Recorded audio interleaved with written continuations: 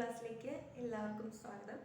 അപ്പോൾ ഇന്ന് നമ്മൾ എടുക്കാൻ പോകുന്നത് നമ്മുടെ 10ാം ക്ലാസ്സിലെ പീരിയോഡിക് ടേബിളും ഇലക്ട്രോൺ വിന്യാസവും എന്ന് പറഞ്ഞ ചാപ്റ്ററിലെ 4ാമത്തെ പാർട്ടിൽ ഇപ്പോൾ എഫ് ബ്ലോക്കും പി ബ്ലോക്കും നമ്മൾ ഇട്ട് കഴിഞ്ഞു.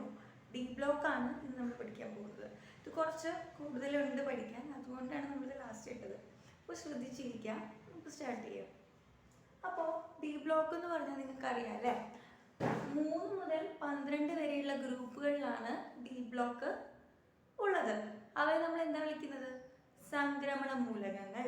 ഡി ബ്ലോക്ക് സംക്രമണ മൂലകങ്ങളാണ്. അതുപോലെ ഡി ബ്ലോക്കിലെ എല്ലാം ലോഹങ്ങളാണ്. പിന്നെ എങ്ങനെയാണ് നമ്മൾ വൈദ്യമ സബ്ഷെൽ ഈ ഇലക്ട്രോൺ വിന്യാസം വെച്ചിട്ട് നമ്മൾ എങ്ങനെയാണ് ഗ്രൂപ്പ് നമ്പർ ഡി ബ്ലോക്കിനെ കണ്ടുപിടിക്കുന്നത്? നമ്മൾ പി ബ്ലോക്കിന്റെ പറഞ്ഞു, എസ് ബ്ലോക്കിന്റെ പറഞ്ഞു, എഫ് ബ്ലോക്കിന്റെ പറഞ്ഞു അല്ലേ. ഇനി നമ്മൾ ഡി ബ്ലോക്കിന്റെ കൂടി നമ്മൾ പറയണം. അപ്പോൾ ഡി ബ്ലോക്ക് നമുക്ക് നോക്കാം. ഡി ബ്ലോക്കിന്റെ ബാഹിതം എസ് ഇലക്ട്രോണും തൊട്ടു മുൻപുള്ള ഡി ഇലക്ട്രോണും ഷെല്ലിലെ ഡി ഇലക്ട്രോണും കൂടി കൂട്ടുകയാണെങ്കിൽ നമുക്ക് ഗ്രൂപ്പ് നമ്പർ കിട്ടും. എന്ന് വെച്ചാൽ ഒരു 4ാമത്തെ പീരീഡിലാണല്ലോ, 4ാമത്തെ പീരീഡ് മുതലാണോ ഡി ബ്ലോക്ക് സ്റ്റാർട്ട് ചെയ്യുന്നത്. സ്കാൻഡിയം, വനേഡിയം, ടൈറ്റാനിയം അങ്ങനെ പോകും. അപ്പോൾ 4ാമത്തെ പീരീഡാന്നിരിക്കട്ടെ. അപ്പോൾ 4ാമത്തെ പീരീഡിന്റെ ബാഹിതമ ഷെൽ എന്ന് പറഞ്ഞാൽ 4s ആയിരിക്കും. അതിന് തൊട്ട് മുൻപുള്ള ഡി ഇലക്ട്രോൺസ് എന്ന് പറഞ്ഞാൽ 3d ആയിരിക്കും. 4 തൊട്ട് മുൻപ് 3 അല്ലേ. അതിലൊരു എക്സാമ്പിൾ ഞാൻ കാണിച്ചു തരാം. നമ്മുടെ സ്കാൻഡിയം നമുക്ക് നോക്കാം. സ്കാൻഡിയം 21 അല്ലേ. 1s2, 2s2, 2p6, 3s2, 3p6, പിന്നെ 4s2, 3d1 അല്ലേ. ഇവിടെ ബാഹിതമ സബ്ഷെല്ലിൽ എസ് സബ്ഷെൽ എന്ന് പറഞ്ഞാൽ ഏതാ? 4 അല്ലേ. 4s2. അതിൽ 2 ഇലക്ട്രോൺ ഉണ്ട്. ബാഹിതമ എസ് ഇലക്ട്രോൺസ് 2 ഉണ്ട്. പിന്നെ 3d1, അതിന് തൊട്ട് മുൻപുള്ള ഷെൽ ഏതാ? 3 ആണ്. അതിൽ ഡി ഇലക്ട്രോൺസ് എന്ന് പറയുമ്പോഴത്തേക്കും d1 ആണ്. ഓക്കെ. അപ്പോൾ നമുക്ക് 2+1 തേർഡ് ഗ്രൂപ്പിലാണ് സ്കാൻഡിയം എന്നുള്ളത് നമുക്ക് മനസ്സിലാക്കാനായിട്ട് സാധിക്കും. ഓക്കെ. അടുത്തതെന്ന് പറഞ്ഞിട്ടുണ്ടെങ്കിൽ നമ്മുടെ ഈ ഡി ബ്ലോക്കിൽ ഇലക്ട്രോൺ പൂരണം നടക്കുന്നത് എങ്ങനെയാന്ന് വെച്ചിട്ടുണ്ടെങ്കിൽ, സാധാരണ എല്ലാത്തിലും ബാഹിതമ സബ്ഷെല്ലിലാണ് ഇലക്ട്രോൺ പൂരണം നടക്കുന്നത്. എന്നാൽ ഡി ബ്ലോക്കിൽ ചെറിയ ഡിഫറൻസ് ഉണ്ട്. എനിക്ക് ഓൾറെഡി പറഞ്ഞു തന്നിട്ടുള്ളതാണ്. അവസാന ഷെല്ലിന് തൊട്ട് മുൻപുള്ള, അതായത് പെനൾട്ടിമേറ്റ് ഷെൽ എന്ന് പറയും. പെനൾട്ടിമേറ്റ് ഷെല്ലിലെ, അതായത് 4ാമത്തെ ഷെല്ലാണ് അവസാനം എന്നുണ്ടെങ്കിൽ 3ാമത്തെ ഷെല്ലിലെ ഡി സബ്ഷെല്ലായിരിക്കും ഇലക്ട്രോൺസ് നിറയുന്നത്. ഇപ്പം നമ്മൾ സ്കാൻഡിയത്തിൽ നോക്കുകയാണെങ്കിൽ തന്നെ 3dയിലാണ് അവസാനമായിട്ട് ഇലക്ട്രോൺസ് നിറയുന്നത്. ഓക്കെ. Penultimate shell. എഫ് ബ്ലോക്കിലായിരുന്നെങ്കിലോ തൊട്ട് മുൻപുള്ളതിൻ്റെയും മുൻപുള്ളത്, അതായത് ആൻറ്റി പെനൾട്ടിമേറ്റ് ഷെല്ല് നമ്മൾ പറയും. അത്രയും കാര്യങ്ങൾ നമ്മൾ മനസ്സിലാക്കി വയ്ക്കുക. ഓക്കെ.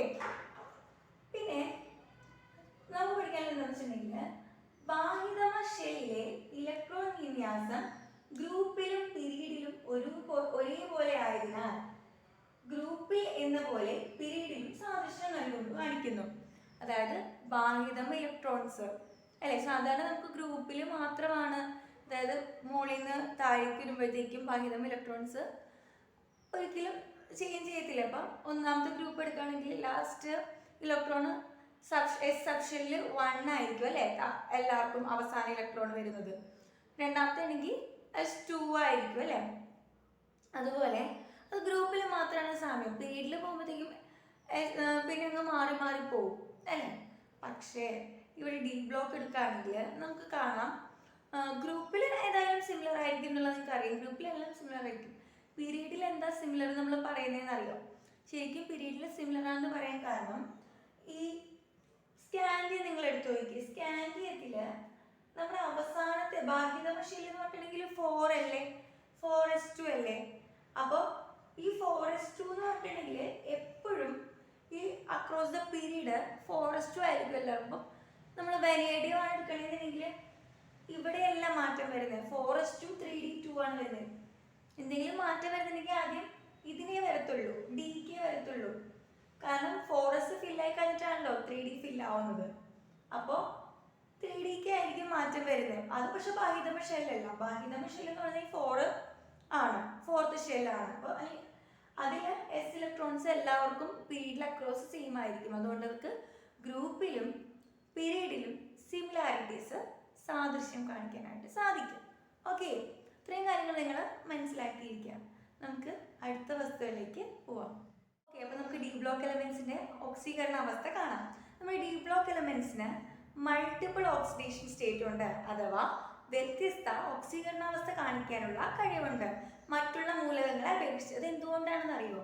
നമ്മുടെ ഡി ബ്ലോക്കിൽ രാസപ്രവർത്തനത്തിൽ ഏർപ്പെടുമ്പോൾ ബാഹ്യതമ ഷെല്ലിലെ ഇലക്ട്രോൺസിനെ കൂടാതെ തൊട്ടു മുൻപുള്ള ഷെല്ലിലെ ഡി ഇലക്ട്രോണുകൾ കൂടി രാസപ്രവർത്തനത്തിൽ ഏർപ്പെടുന്നു.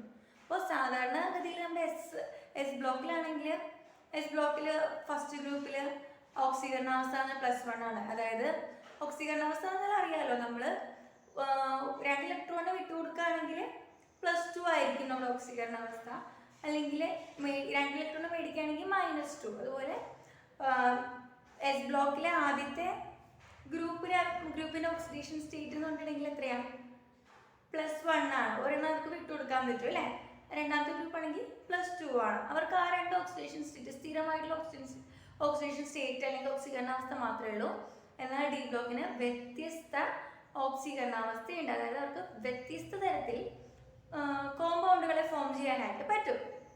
ഓക്കെ, അതിന് കാരണം എന്ന് പറഞ്ഞാൽ ഡി ഇലക്ട്രോൺ, ബാഹ്യതമ ഡി ഇലക്ട്രോണുകൾ, എസ് ഇലക്ട്രോണുകളെ കൂടാതെ, ബാഹ്യതമ ഇലക്ട്രോണുകൾ കൂടാതെ നമ്മുടെ പെനൾട്ടിമേറ്റ് ഷെൽ, അതായത് തൊട്ടു മുൻപുള്ള ഷെല്ലിലെ ഡി ഇലക്ട്രോൺസുകൾ കൂടി എന്തിലെ രാസപ്രവർത്തനത്തിൽ പങ്കെടുക്കുന്നതുകൊണ്ടാണ്.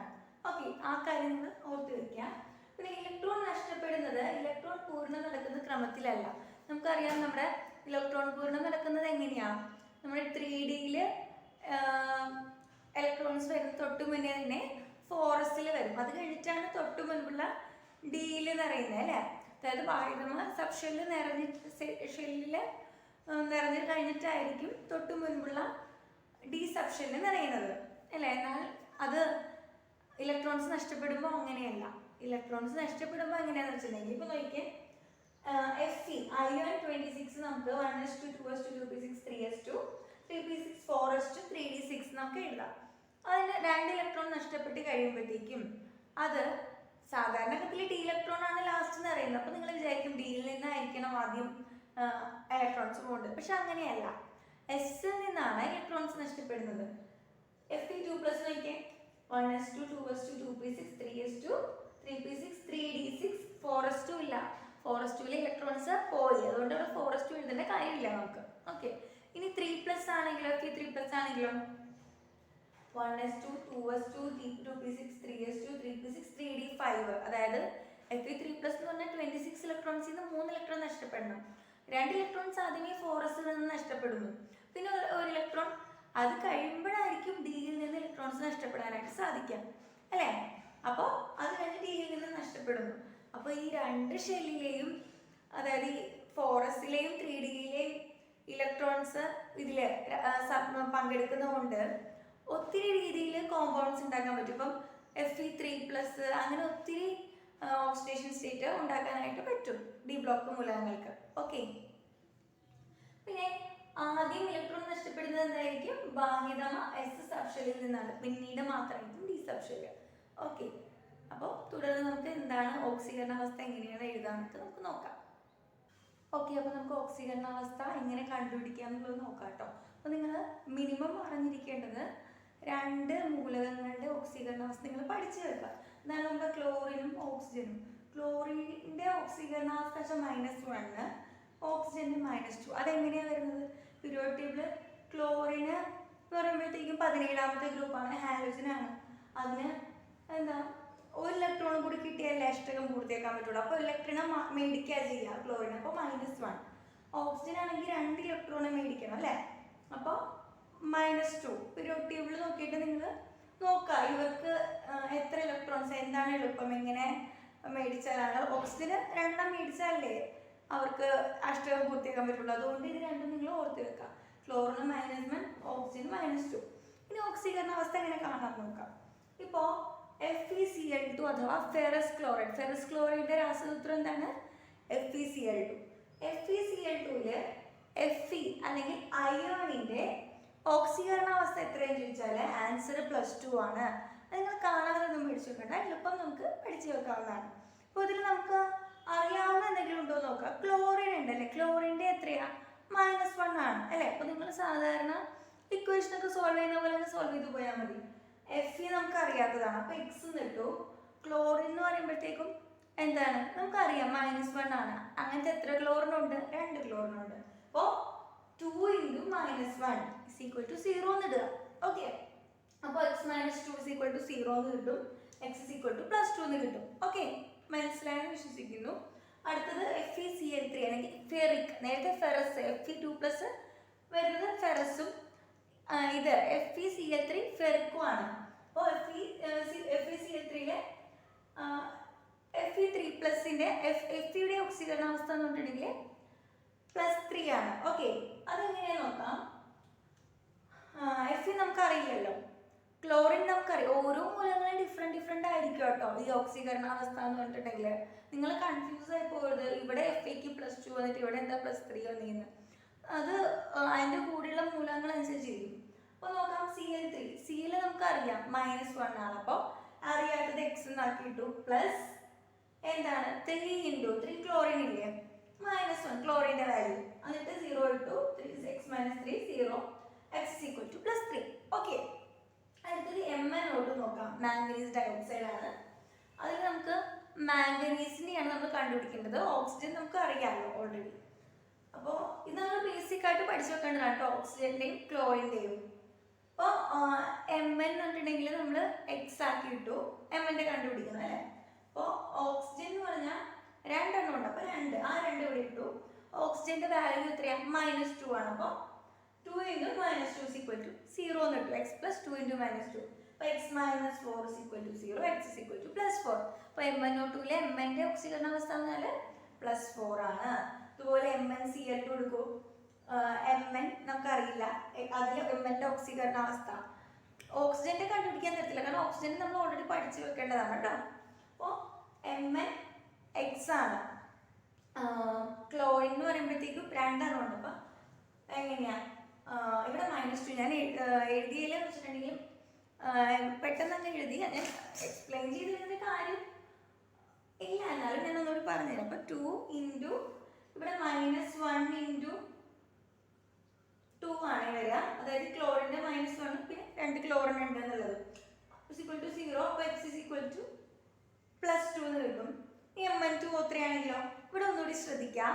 നേരത്തെയൊക്കെ നമുക്ക് കണ്ടുപിടിക്കാനുള്ള സംഭവം നമുക്ക് ഒരെണ്ണേ ഉണ്ടായിരുന്നു അല്ലേ. ഇവിടെ Mn2 ഉണ്ട്. ഓക്കെ, അപ്പോൾ ഇവിടെ നമ്മൾ x എന്നല്ല 2x എന്നിടുക അല്ലേ. അപ്പോൾ 2x എന്നിട്ട് ഓക്സിജൻ 3 × -2 ഇടുക. അപ്പോൾ 0 കിട്ടും. അപ്പോൾ 2x +6 കിട്ടും.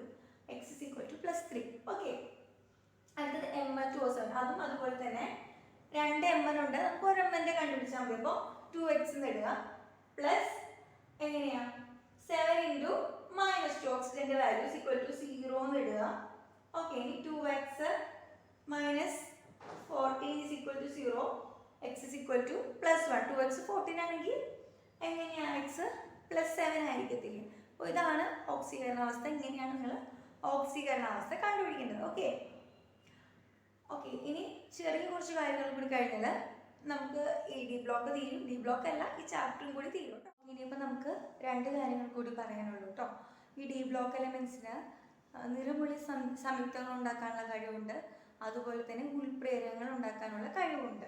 ധാരാളം ഡി ബ്ലോക്ക് എലമെൻസിനെ ഉൾപ്രേരകങ്ങളായിട്ട് യൂസ് ചെയ്യാറുണ്ട്. അപ്പോൾ അത് നമുക്ക് നിറമുള്ള സംയുക്തം ഉണ്ടാക്കുന്നതിനെ പറ്റി നോക്കാം. അതിനൊക്കെ നിറമുള്ള സംയുക്തം ഉണ്ടാക്കാൻ ഡി ബ്ലോക്കിനുള്ള കാരണം എന്ന് വെച്ചാൽ ഡി ബ്ലോക്കിൽ പ്രസൻ്റ് ആയിട്ടുള്ള അയോണുകളാണ് കേട്ടോ. അയോണുകളുടെ സാന്നിധ്യമാണ് ഡി ബ്ലോക്ക് സംയുക്തങ്ങൾക്ക് നിറം നൽകുന്നത്. ഓക്കെ, ആ ഒരു കാര്യം നിങ്ങൾ ഓർത്ത് വെക്കുക. ക്വസ്റ്റ്യൻ ആയിട്ട് വന്നാൽ എഴുതണം. അയോണുകളുടെ സാന്നിധ്യമാണ് ഡി ബ്ലോക്ക് എലമെൻസിന് നിറം നൽകുന്നത്. ഓക്കെ, ഇനി നമുക്ക് നോക്കാം. കുറച്ച് കോമ്പൗണ്ട്സിൻ്റെ നിറം നമ്മൾ പഠിക്കണം. കോപ്പർ സൾഫേറ്റ് അല്ലെങ്കിൽ CuSO4, കോപ്പർ സൾഫേറ്റിൻ്റെ നിറം എന്താണ്? നീല നിറമാണ്. ബ്ലൂ വിട്രിയോൾ എന്നറിയപ്പെടുന്നു കോപ്പർ സൾഫേറ്റ്. നീല നിറം, ബ്ലൂ വിട്രിയോൾ. ഇനി കോബാൾട്ട് നൈട്രേറ്റോ? കോബാൾട്ട് നൈട്രേറ്റ് എന്ന് പറഞ്ഞിട്ടുണ്ടെങ്കിൽ ഇളം പിങ്ക് നിറമാണ്. കോബാൾട്ട് നൈട്രേറ്റിന്റെ നിറം ചോദിച്ചാൽ എന്താണ്? ഇളം പിങ്ക് നിറം. ഇളം പിങ്ക് നിറമാണ് കോബാൾട്ട് നൈട്രേറ്റ് എന്ന് പറയുന്നത്. ഇനി പൊട്ടാഷ്യം പെർമാഗ്നേറ്റ് ആണെങ്കിലോ? നമുക്ക് എല്ലാം അറിയാം, പൊട്ടാഷ്യം പെർമാഗ്നേറ്റ് മിക്കവരും കണ്ടിട്ടുണ്ടാവും. ഒരു പർപ്പിൾ കളറാണ് അല്ലേ. പേർപ്പിൾ കളറാണ് പൊട്ടാഷ്യം പെർമാംഗനേറ്റ് ഉള്ളത്. കോബാൾട്ട് നൈട്രേറ്റിന് പിങ്ക് നിറമാണ്, ഇളം പിങ്ക് നിറം. കോപ്പർ സൾഫേറ്റിന് നീല നിറമാണ്. പിന്നെ പൊട്ടാഷ്യം പെർമാംഗനേറ്റിനോ പർപ്പിൾ നിറമാണ്. പിന്നെ ഫെറസ് സൾഫേറ്റ് ഗ്രീൻ വിട്രിയോൾ എന്നറിയപ്പെടുന്നു. അതിന് ഇളം പച്ച നിറമാണ്. ഗ്രീൻ വിട്രിയോൾ ഇളം പച്ച നിറം. ഏതിന്? Ferrous sulphate. കോപ്പർ സൾഫേറ്റ് നീല, കോബാൾട്ട് നൈട്രേറ്റ് ഇളം പിങ്ക്, പൊട്ടാഷ്യം പെർമാംഗനേറ്റ് പേർപ്പിള്, പിന്നെ ഫെറസ് സൾഫേറ്റ് ഗ്രീൻ വിട്രിയോൾ എന്താണ്? ഇളം പച്ച. ഓക്കെ, ഇത്രയും കോമ്പൗണ്ട്സ് നിങ്ങൾ പഠിച്ചു വെക്കാം, നിർബന്ധമായിട്ട് പഠിക്കണം കേട്ടോ. ഇനി അടുത്തത് ഉൽപ്രേരകം. ഞാൻ പറഞ്ഞു, പ്രേരകം എന്ന് വെച്ചിട്ടുണ്ടെങ്കിൽ നമ്മുടെ റിയാക്ഷനിൽ അതിനെ എഫക്റ്റ് ചെയ്യാതെ സ്പീഡ് കൂട്ടാനോ കുറയ്ക്കാനോ യൂസ് ചെയ്യുന്ന സംഭവങ്ങളെയാണ് നമ്മൾ ഉൾപ്രേരകം എന്ന് പറയുന്നത്. ഓക്കെ, അപ്പോൾ ഡി ബ്ലോക്ക് മൂലകങ്ങളുടെ ഏത് സവിശേഷതയാണ് അവ ഉൾപ്രേരകങ്ങളാക്കുന്നത് എന്ന് ചോദിച്ചിട്ടുണ്ടെങ്കിൽ ഡി ബ്ലോക്ക് മൂലകങ്ങൾക്ക് ഒരേ സമയം ഓക്സികാരിയും നിരോക്സികാരിയുമായിട്ട് പ്രവർത്തിക്കാൻ കഴിയും. At the same time they can act as oxidising agent as well as reducing agent. നിങ്ങൾ മനസ്സിലാക്കി വെക്കാം, ഒരു കാര്യവും നിങ്ങൾ മനസ്സിലാക്കി വെക്കാം. ഓക്കെ, അടുത്തത് നമുക്ക് കുറച്ച് പ്രോസസ്സുകളും അല്ലെങ്കിൽ റിയാക്ഷൻസും ഇതും പഠിക്കണം. ഉൽപ്രേരകം അല്ലെങ്കിൽ കാറ്റലിസ്റ്റും പഠിക്കണം. സമ്പർക്ക പ്രക്രിയ അഥവാ കോണ്ടാക്ട് പ്രോസസ്. നമ്മുടെ സൾഫ്യൂരിക് ആസിഡിന്റെ മാനുഫാക്ചറിംഗ് ആണ് സമ്പർക്ക പ്രക്രിയ അല്ലെങ്കിൽ കോണ്ടാക്ട് പ്രോസസ്. അവിടെ ഉപയോഗിക്കുന്നത് V2O5 വനേഡിയം പെന്റോക്സൈഡ് എന്ന പേരുള്ള ഉൽപ്രേരകമാണ്. ഓക്കെ, അടുത്തത് ഹേബർ പ്രോസസ്. നമുക്ക് എല്ലാവർക്കും അറിയാം, വ്യാവസായികമായി അമോണിയ നിർമ്മിക്കുന്നത് ഹേബർ പ്രോസസ് വഴിയാണ്. സ്പോഞ്ചി അയൺ ആണ് ഹേബർ പ്രക്രിയയ്ക്ക് യൂസ് ചെയ്യുന്ന ഉൽപ്രേരകം. ചോദിക്കും, വ്യാവസായിക അമോണിയയുടെ നിർമ്മാണത്തിൽ ഉപയോഗിക്കുന്നത് ഉൽപ്രേരകം ഏത്? Spongy iron. അതുപോലെ സമ്പർക്ക പ്രക്രിയയിൽ നമുക്ക് നമ്മുടെ സൾഫ്യൂരിക് ആസിഡിന്റെ മാനുഫാക്ചറിങ്ങിന് യൂസ് ചെയ്യുന്നതെന്ന് ചോദിച്ചാലും വനേഡിയം പെന്റോക്സൈഡ് തന്നെയാണ്. പിന്നെ ഏതാണ്? പിന്നെ വനസ്പതി ഘീ ഉണ്ടാക്കുന്നത്, വനസ്പതി നെയ്യ് എങ്ങനെ ഉണ്ടാക്കുന്നത്? നമ്മുടെ സസ്യ എണ്ണകളെ ഹൈഡ്രോജനേഷൻ ചെയ്തിട്ട് അങ്ങനെയാണ് നമ്മൾ വനസ്പതി ഘീ ഉണ്ടാക്കുന്നത്. ഈ വനസ്പതി ഘീ ഉണ്ടാക്കാനായിട്ട് നമ്മൾ യൂസ് ചെയ്യുന്ന ഉൽപ്രേരകം എന്ന് പറഞ്ഞാൽ നിക്കലാണ്, നിക്കൽ. ഓക്കെ, അപ്പൊ ഇത്രയും കാര്യങ്ങൾ മനസ്സിലാക്കാം. സമ്പർക്ക പ്രക്രിയ കോണ്ടാക്ട് പ്രോസസ്സിൽ ഉൽപ്രേരകം വനേഡിയം പെന്റോക്സൈഡ് ആണ്. അതുപോലെ തന്നെ ഹേബർ പ്രോസസ്സിലാണെങ്കിലോ ഹേബർ പ്രോസസ്സിൽ വരുന്നത് നമ്മുടെ സ്പോഞ്ചി അയൺ ആണ്. വനസ്പതി ഘീയുടെ അതായത് സസ്യ എണ്ണയുടെ ഹൈഡ്രോജനേഷൻ വഴി വനസ്പതി ഘീ നിർമ്മിക്കുന്നതിനുള്ള നമ്മുടെ ഉൽപ്രേരകം എന്ന് പറയുകയാണെങ്കിൽ നിക്കലാണ്. അപ്പോൾ ഇത്രയുമാണ് നമുക്ക് ഡി ബ്ലോക്കിൽ പഠിക്കാനുള്ളത്. എല്ലാ കാര്യങ്ങളും വളരെ വൃത്തിയായിട്ട് പഠിക്കാം. ഓക്കെ, അപ്പോൾ ഇതോടെ നമ്മുടെ ഈ ചാപ്റ്റർ അവസാനിക്കുകയാണ്. Part 4 F block, D block, P block ഇതെല്ലാം ഉണ്ട്. ഇതെല്ലാം നിങ്ങൾ നന്നായിട്ട് തന്നെ പഠിക്കാം. ഓക്കെ, അപ്പോൾ ഇത്രയും ഇപ്പോൾ 9ാം ക്ലാസ്സിലെയും കവർ ചെയ്തു, 10ലെയും കവർ ചെയ്തു. അപ്പോൾ ഇത്രയും കാര്യങ്ങൾ പഠിച്ചാൽ നിങ്ങൾ SCERT മൂലങ്ങളും വർഗീകരണം എന്ന ചാപ്റ്ററിൽ നിങ്ങൾക്ക് അതിൽ എന്ത് ചോദിച്ചാലും നിങ്ങൾക്ക് ആൻസർ ചെയ്യാനായിട്ട് പറ്റും.